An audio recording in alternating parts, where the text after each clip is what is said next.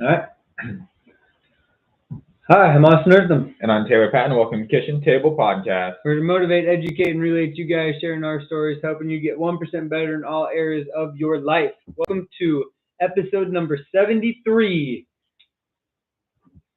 Any news, Taylor Patton? From last week. I ain't got anything either. It's a great day. You know what I have been noticing? I got a new pet peeve. What's your pet peeve? I hate when I don't get outside during the day when it's sunny. Even if it's cold, I hate when I don't feel the sun. I don't know why. I got to get that morning. I like getting up in the morning, having a cup of coffee, doing my workout, but I also really like to just sit outside and enjoy the sunshine. And as it's getting towards spring and the days are longer, I really notice that I get irritated when I can't see, just like hang out in the sun or sit in a chair, go for a walk, work out outside. That's my new pet peeve, I think. Get the early morning sun in you, 30 minutes. No.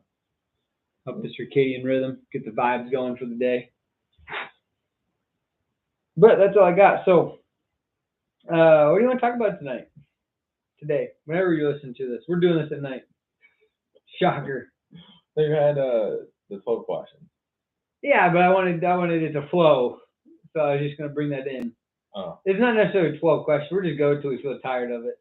But started thinking about this idea because I really think one of our best episodes we've ever done is the 3 questions we asked each other in the 1440 a few weeks ago. Yeah. And so I was like, I love pondering questions. And last week we talked about car questions or conversations that I bring up in the car. Oh, we talked about adversity, bucket list stuff. Yeah. And now I got thinking, I wonder what the hardest question on earth is. So there's a bunch of variants, but one conversation I heard on another podcast this week that I just think is interesting to me because I'm in that ecosystem of sports.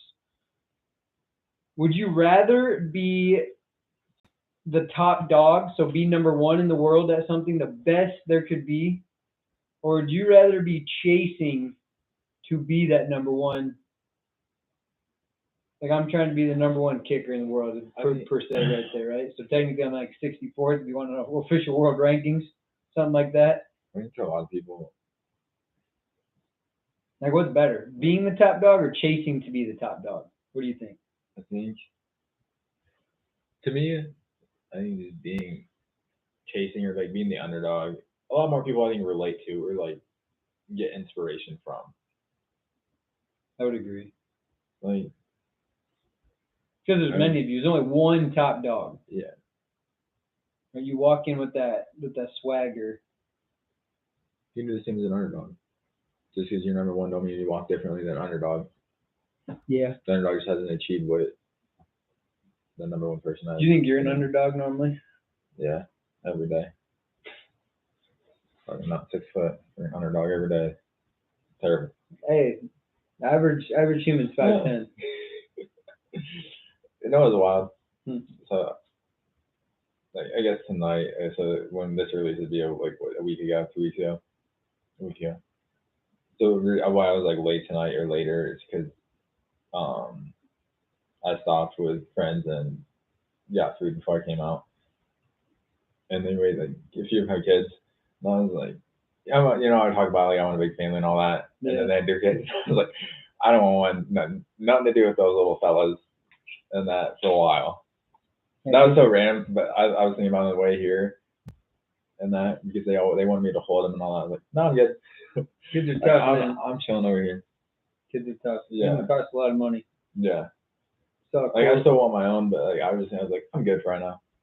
Like, it's such a random thought to say, but there was a quote this week I saw, something about how you think like CrossFit costs a lot of money or working out costs a lot of money.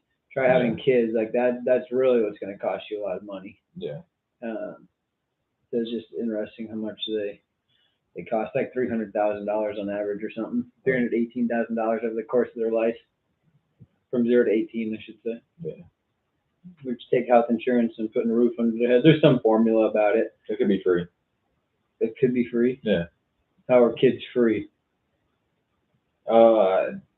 You literally have to feed them. as a business, okay, they're babies. You're gonna take pictures of the babies. You're gonna grow a following. You mean they're free? You still have expenses. You're gonna get a brand deals with like formula companies, like You clothing still have companies, expenses. It doesn't mean solar it's free. companies. Yes, but in the long run, okay, you cut that $300,000 down to $15,000. Okay, you could And also that- just say and instead of then- me making $50K, I make $100K. Now the kid's $50K cheaper too. I mean, how do you want to look at it? Or I mean, $50K more expensive because now your options more Steph and open up. Steph and I were having this conversation the other day. Yeah. Everything's apples to apples if you really want it to be. Yeah, because I mean, again, like, I mean, money just provides options. So like, just because you make $50K more, just because your kids more options, doesn't mean they cost more. But they can. That's why it's an average. Like some kids cost $15,000, some kids cost $350,000. I mean, it's apples to apples to me. Kids cost a lot of money. Done deal. It could be free. Could be a No. shitty parent and just give your kid away. Make someone else take care of it. I don't know if that's being a bad parent. I think it's Sure about actually, yeah, I think sometimes giving your kid away is being a better parent.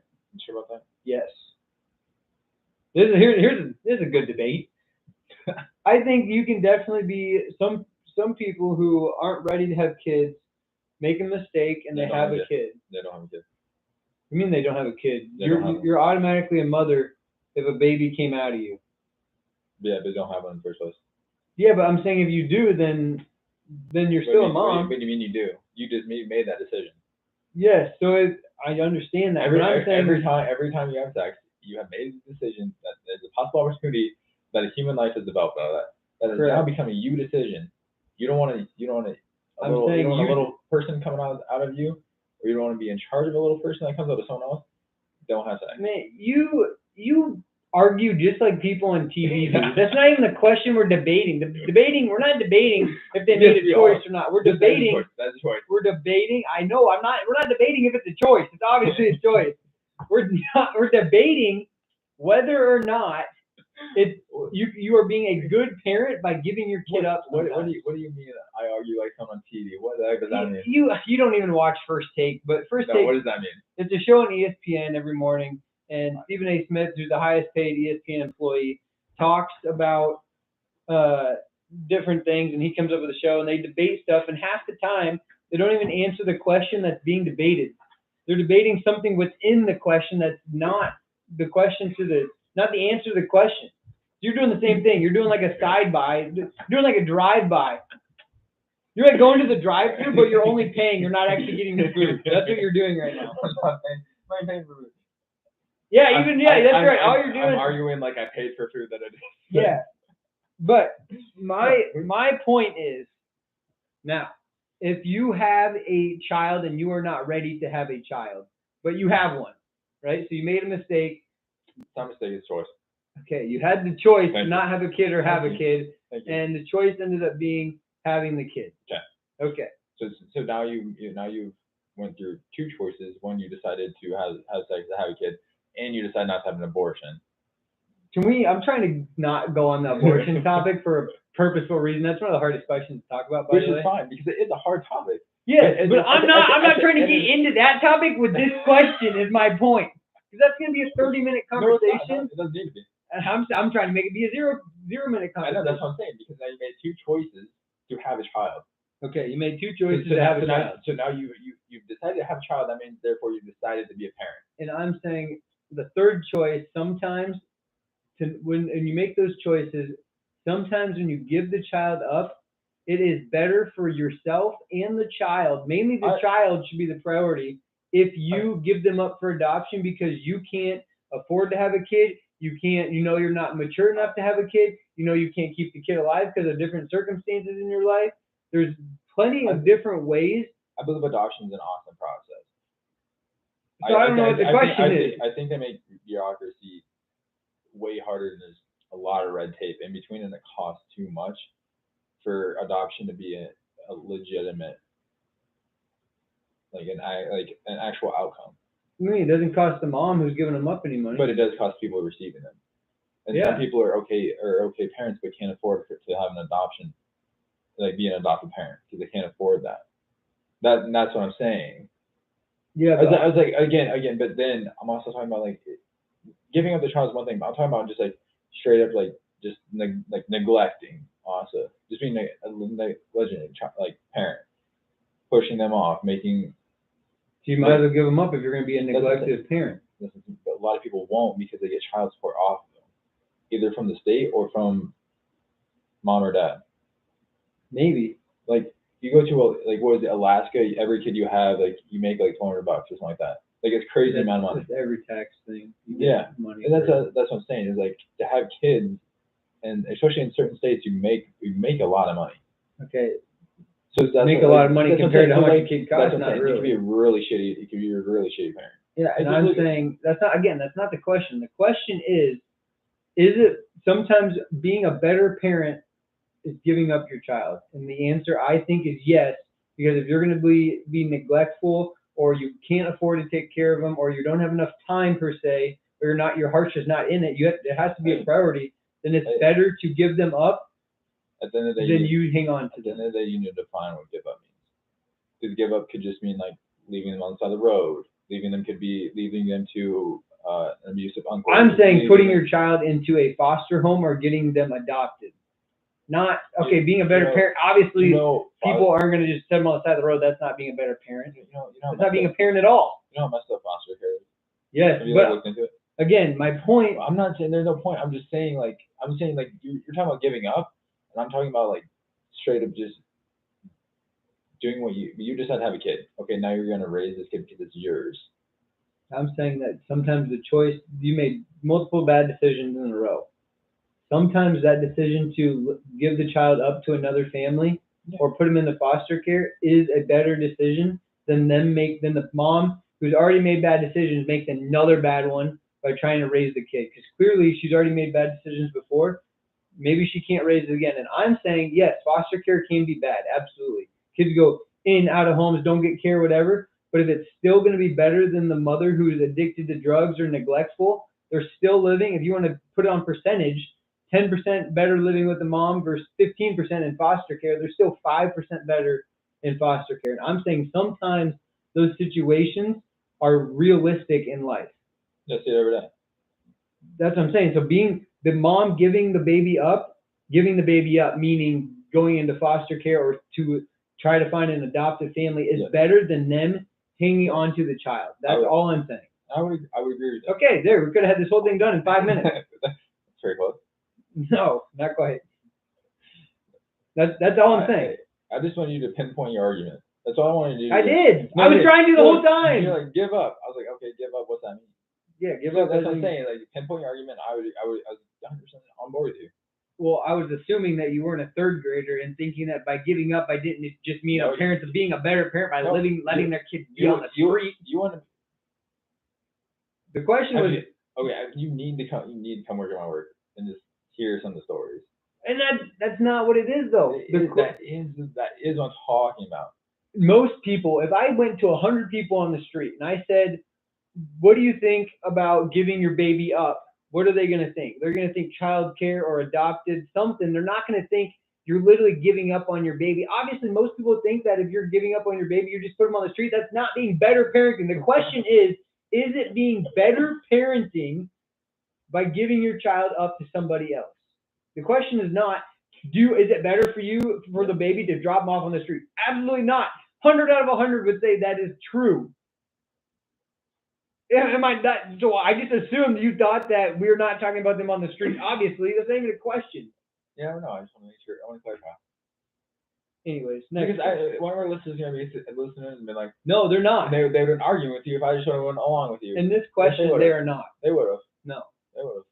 Then they need to get their head out of their butt and start thinking. Just say my head's in my butt. Yes, it is. Next question. Anyway, let's get back to my question after your tangent. You didn't even ask the question. Yeah, I didn't even get to it. So, long story short is, listen to the podcast. Is it better to be number one or chasing number one? I thought we went over this. Yeah. Underdog is way better. Why? Chasing pursuit.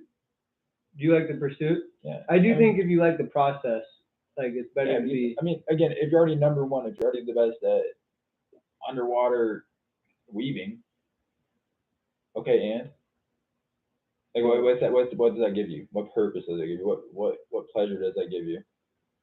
Other than you're beating 2.5 other people, because no one else is doing that. Should use a different example. Okay, here. That's insane. Like again, like being number one is a big relative just to sports. Well, you can be the number one hit on the top 100. You can be the number one album ever sold. But yeah, You can be the number one most attended concert or the most watched Yeah. movie or the number one in the box office. and that's You can be the freaking dad of the year. You can win Yeah. this best teacher award for your state, yeah. for the nation. You can win what? You can find the most fossils ever. Does it make you the best? No, it just makes you pretty good at your job. I don't know, if you find the They're most. lucky, honestly. Lucky if you find that many, I think you got Also, skill. Did you? There's this picture of like the pyramids, but like we only see the top of the pyramids. Like there's like way more underneath the earth. Like it goes way deeper into the earth, the pyramids. Yeah, it's usually it's underground and stuff. Yeah, like Like no, I mummies. mean it's like towered under the ground. Yeah. You That know? was wild. I was learning a lot of stuff on, I think it's Instagram. Yeah, all the what are they called? Like ancient civilizations are very intelligent. They didn't even have like tools and technology and That iPhones. just makes me feel stupid. The metaverse. I feel stupid now. I really do. Do you see the metaverse commercial? How it's like helping firefighters see how much time to the building's going to go down and seeing knee replacements and looking at all their scans and computer pulls up and they're touching it. Like it looks cool. Metaverse is gonna be big. You know, like, Meta gonna lead the way. Stock going up. like this is like them practicing. No, it's just a commercial. That's what they want to do at the metaverse. Yeah, so this would be like them practicing for real life. So they would be like, okay, so like this type of building. Yeah, the commercial visualizes what they would be doing in real life. Yes. Yeah. Yeah. So would they be in the metaverse while at the No. So it's in real life. So like in the house we're in right now, it'd be literally on fire, but they'd have glasses on. And it show them. And it shows like, hey, so this then is get this the picture. degrees. This is 30 meters away from you. This is likely to burn down in 10 seconds. Like it says all that kind of stuff. So the caption of it is like, people think the metaverse would just be virtual, but they're trying to bring it into like our actual like everyday lives. So I thought it was actually pretty cool about how that's like a good use of the metaverse. Yeah. I mean, do you call that the metaverse? I don't know, because it's technically not virtual. It's just more tech. Yeah. But I thought that was interesting since you brought up the point that you just did Yeah. about the pyramids. But anyways, back to the question for a third time. I do think if you love the process, which you should love the process, and I'm going to go against my own thoughts here, that chasing should be the best. Because I always feel like the underdog went to a small school, never like so-called, I shouldn't say never, because in soccer there's a lot of pick to win a lot, but just in terms of being the best, nobody ever thinks of me as the best. I just think a lot of, in kicking at least. Good, but maybe not the best. it's hard to be number one without being the underdog. I do agree with that. Again, at some point, you weren't number one. At some point, you had to learn from the best. Yeah, I would say you're usually given some sort of talent, but you work hard. A lot of people just give like the number one talent in the world, usually like don't care enough. Yeah. I do agree with that. I think you can't be like Joe Schmo. You got to be somewhere near the top, and then you take that extra lift. Yeah. I don't really know if that's an underdog though. Like I think of like, what can I use for an example that would be like, I don't know, what, give me a sport that or use the Dolphins, because you like the Dolphins, right? The underdog in the AFC would be a team like the Cleveland Browns being Super Bowl champions, right? Yeah. The top dog is Kansas City Chiefs. You got to be somebody like the Baltimore Ravens. Yeah. Or like the Cincinnati Bengals, in my opinion, to really be number one. Cleveland Browns are not going to be number one for a long time. If they win, it's a true underdog story. Then you just go into the argument of like, okay, just because the Cleveland Browns ain't number one, don't mean they don't have the number one kicker or the number one they might, long snapper or the number one water boy. They might, but so in my instance, like I want to be the number one kicker in the world, let's say. I might not have the biggest leg. Yeah. but I'm still number one because I make the most. I mean, what's the variant of number one? That's why I think the debate of LeBron versus Michael Jordan's always out there. LeBron did this, Jordan never did it, but then Jordan did this in this many years. But I think from a standpoint, just what I would like to be, if I'm going to be I would rather be number one than be the underdog. Why? Because I made it, and that's the ultimate goal. I want to reach the goal. Yeah. Right? In the end, the process is great, but I want to reach the goal. So then your argument is, okay, you got to number one. Then what? How do you why stay there? Like, what's the point? You just did it, right? Because then you create a new goal. I'm not saying about why stay there. I'm just saying if you're already the best and you have nothing to achieve because you are the best, you walked in, you're the best, you're number one. See, okay, what's your motivation? What's your purpose? Again, no one knows. It's just all relative questions because all differs one person to another. I'm just throwing questions out there. And the underdog, because again, number one, you're number one. But the underdog, there's always an underlying purpose of grit and determination, of that future of standing at the top. I would say a true intrinsic motivator wants to be number one for a couple of reasons. One, once they're number one, they want to make the mountain higher. You go up, so you climb Mount Everest in I think the world record's 3 days. So you bring rocks up with you and make it taller. So you do it in 2 days. You climb it in 2 days. Right? You make it taller. The world record. You climb it faster. Okay. You want to make the feet taller, is what I mean. Not the actual mountain. So world record for a world record 100-meter dash is 9.54 seconds or whatever for Usain Bolt, right? He's at the top. Oh, he's done it. He's won a gold medal. Okay, he's done. Why not stay at the top, right? Okay, I want to beat it. I want to win every event that I'm in because I can. What does winning have to do with being the best? How do you measure being the best? Through the challenges and the grit. Okay, just because it's because you climbed the mountain fastest, but you went through 0 challenges on the way up. It was sunny. It was great out there. Blue skies. You had no. If you're truly the best, it is a challenge to get there. That's what I'm saying. You climbed your little mountain in 2 days, but it took the person behind you to climb it in 4. But they went through every challenge in the book times 2. Yeah. So you're just naturally better. You're better. But you had no challenges. It doesn't mean that you're not the best. That's what I'm saying. Doesn't mean you're not the best. Again, that's what I'm saying. And I'm saying so someone running a mile on a flat road versus a mile up a mountain, a little bit different challenge. So what makes you the best? Just because you ran a mile faster on flat ground versus the person. It's not about that. It's the world's fastest mile. How can you run a mile the fastest? That's what I'm saying.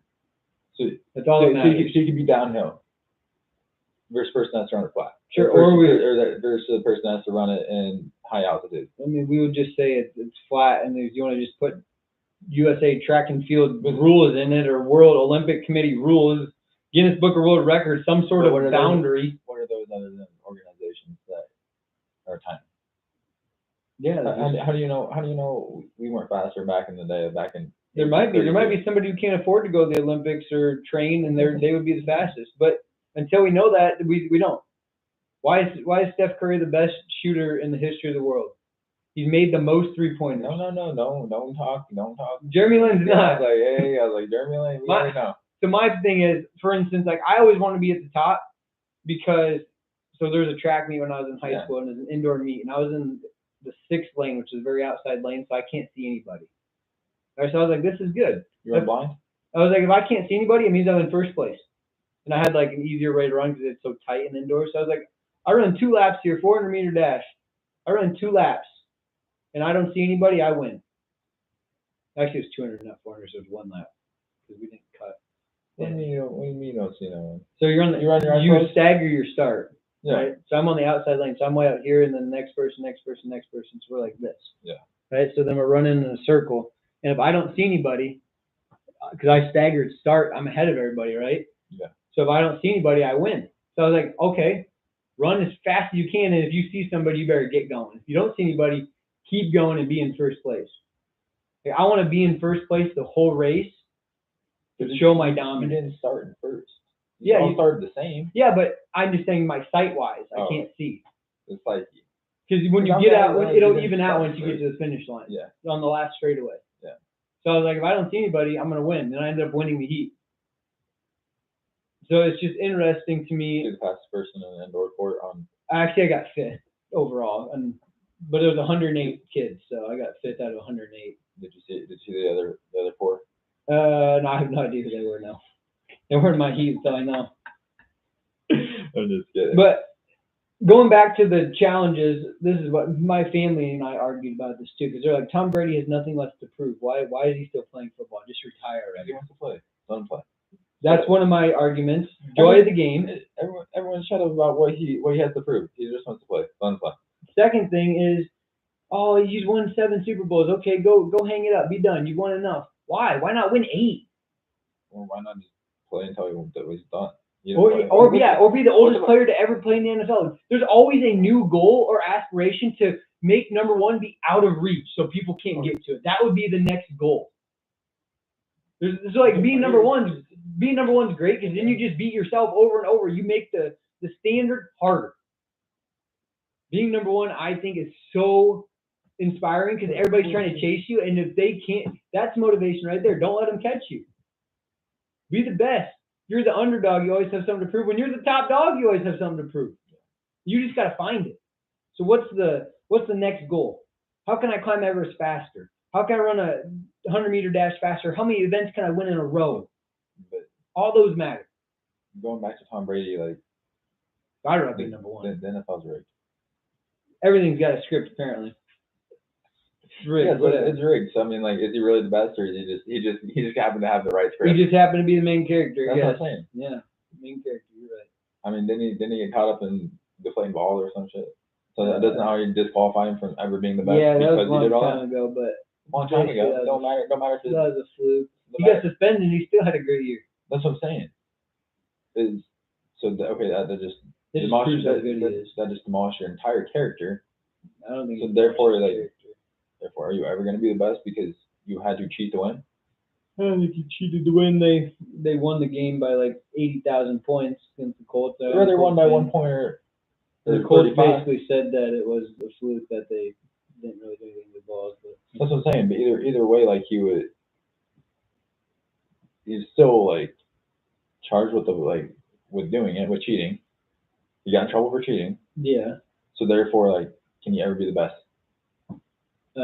You had to cheat to win to even like if you're really number one, you have to cheat to win. Are you really number one at that point? Well, they didn't win the Super Bowl. I'm not talking about it. I'm talking about him as a quarterback in the NFL. Is he really the best? If he had to cheat to win. I don't think he cheated to win, if you want my opinion. Okay, then cheated to be the best. I don't. No matter at the end of the day, he cheated. So like, what does that say about his character or who he is? I don't think he actually, like, the ball. Tom Brady didn't actually deflate them. It don't matter if he still wouldn't know. You've thrown that many balls. You've been in the NFL that long. Don't fucking make no fucking excuses. Like, got caught up in it. I think that you're getting a little bit. No, this is the difference between gamesmanship and cheating. Is the level of what we're talking about. 1 and 2. I definitely don't think that Tom Brady. Let's say he did cheat in one game. Rather be one game. He's played in 500 in his career. What I'm saying. Rather be one game or all of them. It still weighs the same. No, I don't think so. But it does. Because I think everybody makes mistakes at some point. And I don't think everybody always says the right thing, and I don't think that had an impact on the outcome of the game. It doesn't matter the outcome of the game. He still cheated. And he would have to cheat a long time. Yeah, you should never cheat. But I don't think that in terms of his being the best ever, that might hurt his reputation. Yes, but being the best ever, I don't think that plays a role in him being the best ever or not being the best ever because of the deflate game.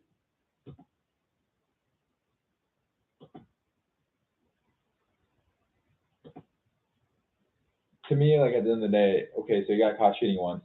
What's to say he hasn't cheated before? He won't have then cheat again. Like, his entire reputation's ruined based off only one he'll know incident. that. That's what I'm saying. Therefore, his reputation's out. Like, to me, it's out the window. Like, you had to cheat to do something. Whether it's one game, whether it's just one possession, you still had to change the game in order to try and change the outcome or secure a certain outcome. Okay, so what's your take on this new golf rule that different golf balls are used for different players, and it makes their driving distance go further or shorter, and they want to shorten the ball to make it so that nobody can drive as far as they are. So what do you think about the people using the balls that drive further than the ones who don't? Is that cheating? What do you mean? It's like a golf ball. ball. I'm lost in the question you're asking. So there's different types of golf balls, right? Different brands.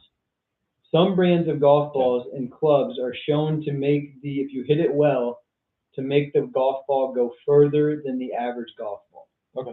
Is it cheating to use the new and advanced golf balls versus the golf balls that were used 2 years ago? Is that cheating then? If it's on if the PGA Tour or whatever tour has not made a rule on it, then no. As soon as they make a rule on it, yeah. So at the end of the day, I feel like they should all hit with the same golf ball. That's never going to happen because sponsorships. Okay, then that's on the PGA.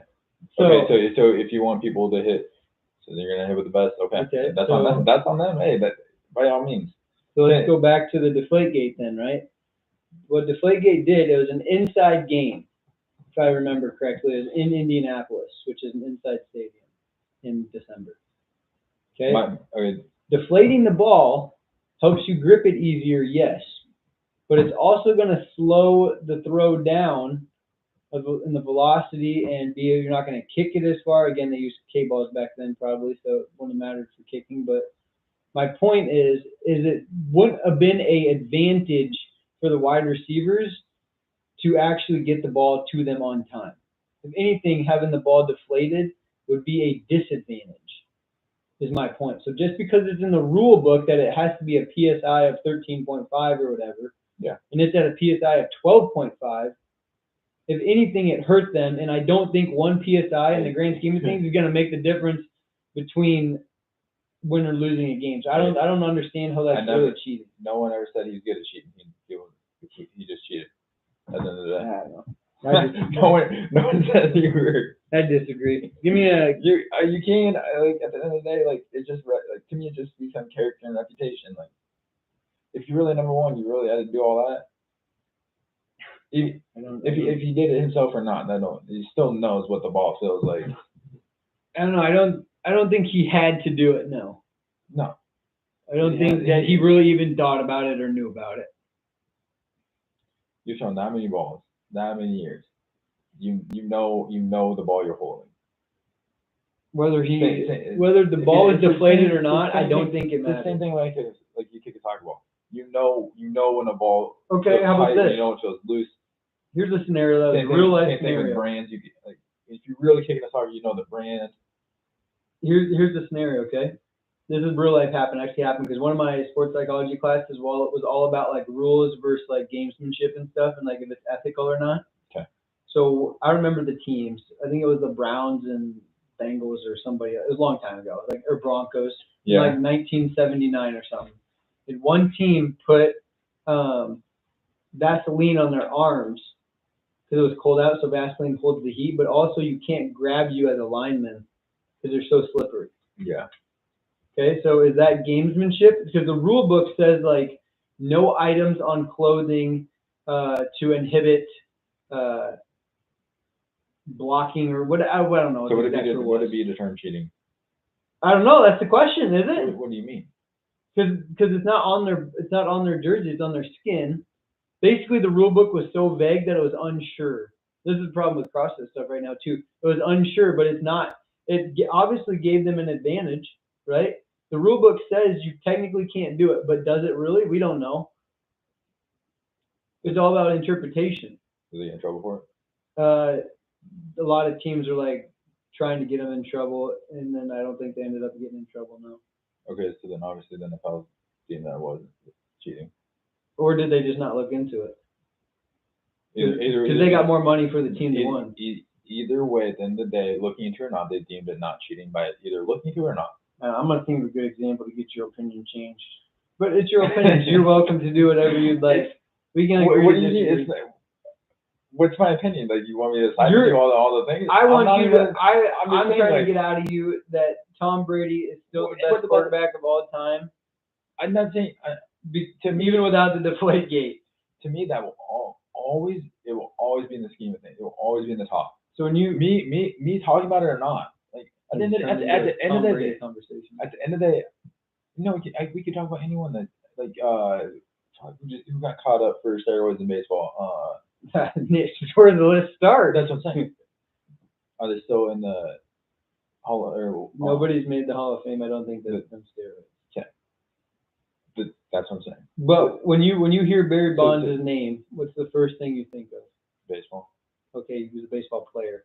That's what I want to say. The two things you're going to think about when you hear Barry Bonds is home run king and steroids, right? Yeah. When you So hear therefore- Tom Brady's so- name, so- what's the first thing you're going to think of? Cheating. If you ask 100 Americans that, Football and cheating. if you ask 100 Americans of that, 85 are going to say 7 Super Bowls or win Super Bowl or best quarterback of all time. GOAT. They're not Deflategate. If you do one of those word jumble things, like bigger the word, the more important it is. Deflategate is going to be this tiny little thing in the left-hand corner. GOAT is going to be big across everywhere. Deflategate is It's what just we're cheating. talking about. It's just cheating. You don't want to say cheating because you don't want to believe that's If the it was a real thing, it was cheating. Yes. Did it have it was a good way to cheat? No, that was a terrible way. So you don't think Tom Brady is smart enough to know how to cheat? Obviously not. Obviously sucked at it. He got caught up in it. Rather he. Patriots are always like that. That's on them. Yeah. That's on him. All right, new conversation. Purpose. We've already talked a lot about purpose, but I don't want to go into that. But purpose is one of the, I think, hardest questions to answer as well. Like, how do you define purpose, or what is Yes, purpose in life? So vague. Because I'll go back and you are your purpose. Therefore, like you answer that question by being you. Yeah. So I was, Whether you're good at being you or you suck being you, hey, that's still your purpose. And whether you're achieving your purpose or not, you're still living your purpose. my point is, I was telling a kid the other day, I made them all in my training division, had them all send me a goal and stuff, and everybody's like, I want to be this varsity kicker, blah blah blah. I want to be. Tell me all these goals. Okay, how do you do it? Oh, I got to listen to my coaches. Okay, how do you listen to your coaches? So my question would be the purpose. What makes it difficult is, who is you? Like, how do you define that? How do you measure that? That's where it gets challenging. Yeah. And why I think the question is It gets challenging. It's very simple. Very simple, but when you understand your values and like your characteristics and self-awareness, it becomes very easy to define you. But purpose isn't like an end. There's not just an end thing. Who are you and what's your purpose?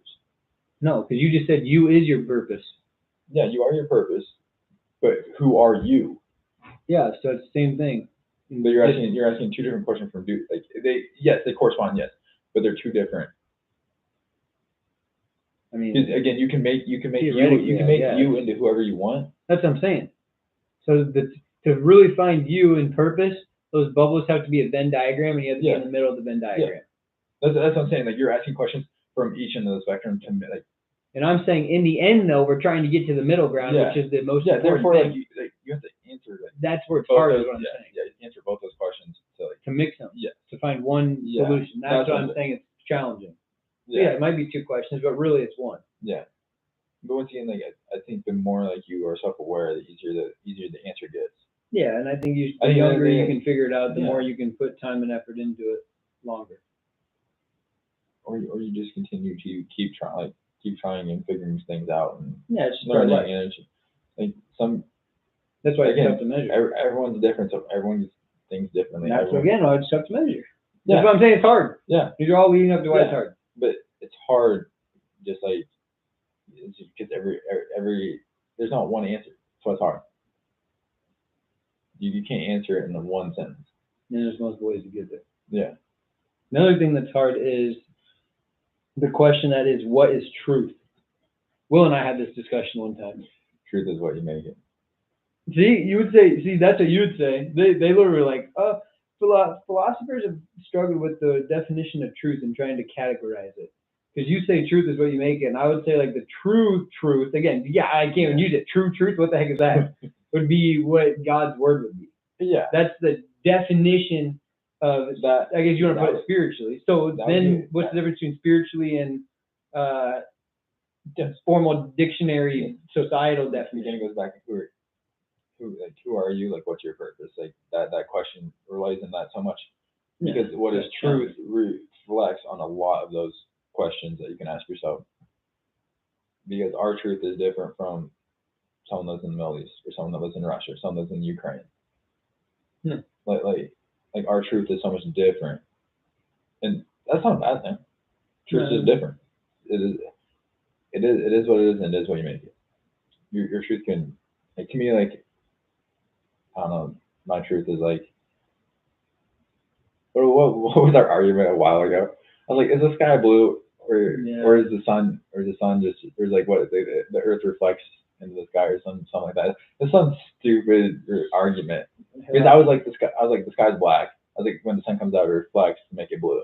But we see the reflection just makes it blue. Yes. That's true because we see what's reflected, Because not absorbed. Because it hits the Outer space atmosphere is or whatever. black because it's not being reflected. Yeah, that's what I'm saying. Like, the sky is clear. Or whatever you think. Yeah. If But you like, believe it enough, then you're convicted of it. Yeah. And then the people that are kind of lying, like, heck, the sky might be orange. But it's like your truth is like, Natural. what is it?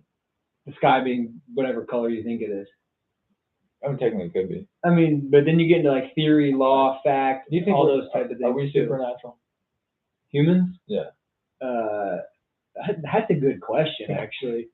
Theoretically, I mean, I would say yes, but theoretically, I would say really- yes too. I'd I really have actually to agree think with about that. this. But also, I mean, define supernatural.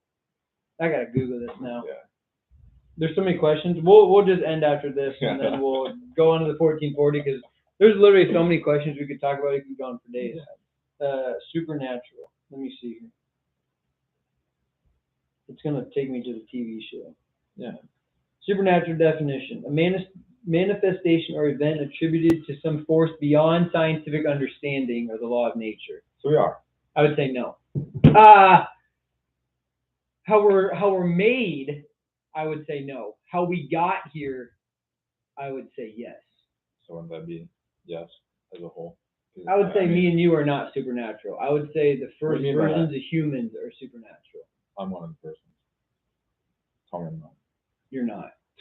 I'm You came in 2022, or Oh, I came in. you came in 1996. I am supernatural. God dang right I am. Yeah, You can't tell me that's my truth. it's I am my 2023. purpose. I don't even know why it's 2022. But anyways, I am my purpose and I am my truth, and my truth says I'm supernatural. wow. And you're inspired. I discovered that because I was inspired by that. Yeah. That's pretty cool, huh? Needs your hair to grow back. I know. It looks Ugly. Yeah. Although you should just shave it all the time so it sticks out. Anyways, you want to do this for 1442, or you got Yeah. other? Because I got, like, maybe we could ask hundreds of questions. But I think we should end this because it's Yeah, been we like can. an hour, Yeah. 45 minutes. Yeah, we can end it here and then go on to 1440. All right. If you guys like this, part 2 coming right up. If you didn't like it, well, let us know what would make it better, and we'll get back to you. Talk to you guys later. Taylor says love you, bye.